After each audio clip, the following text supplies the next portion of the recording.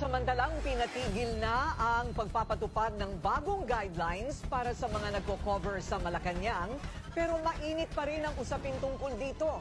Wala raw kasing naging konsultasyon sa mga mamamahayag ang palasyo. Narito ang agenda report ni Eileen Taliping ng Abante Radyo. On hold ang bagong guidelines ng PCO sa accreditation at re-accreditation sa Malacanang beat reporters at crew. Pero ang tanong ng iba, bakit nga ba kailangan ang bagong mga panuntunan? Newsrooms ang nagde-decide sinong ide-deploy na journalist.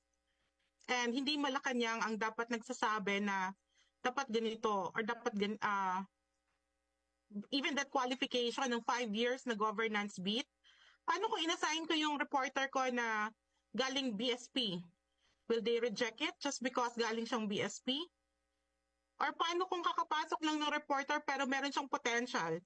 Magaling siya at pwede siyang may assign sa Malacanang Press Corps. I mean, maraming reporters ngayon sa Malacanang Press Corps who are relatively young, no? Not necessarily. And what do you even mean by seasoned? How do they define that?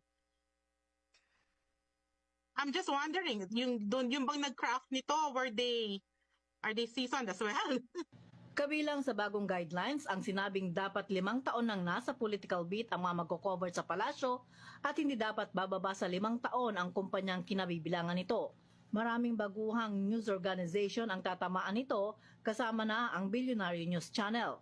May provision din sa false reporting na isang ground para tanggalan na accreditation ang isang news entity. Delikado palagi for us para may concern tayo lagi when we surrender that kind of decision making to government or to any regulatory body that would say na this one is false reporting, this is not. Paano kung halimbawa critical lang yung reporting and then it was classified as false reporting, di ba? It's a slippery slope Pero if you see that kind of, if you let them decide alin ang false reporting, alin ang hindi, for me that's a bit uncomfortable, no, for media.